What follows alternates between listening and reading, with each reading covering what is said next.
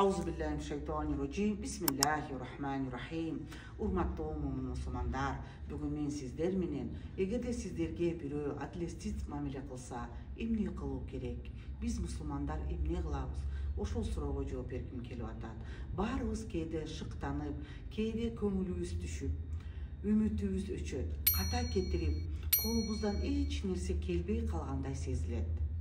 Айрыкча бизге карата адилетсиз мамиле болгондо абдан оор болот. Мындай учурда Фуркан сүрөсүнүн 63 аятында эстөө пайдалуу, ал жүрөктү сооротот жана күч кубат тартуулайт. Аузубиллахиминашшайтанирражим. Бисмиллахиррахманиррахим.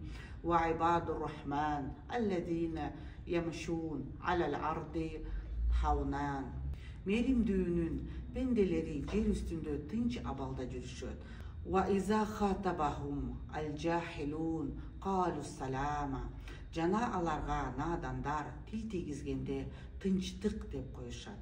Урматтуу мусулмандар, тынчтыкта жашоого умтулуңуздар. Саламу алейкум ва рахматуллахи ва баракатух.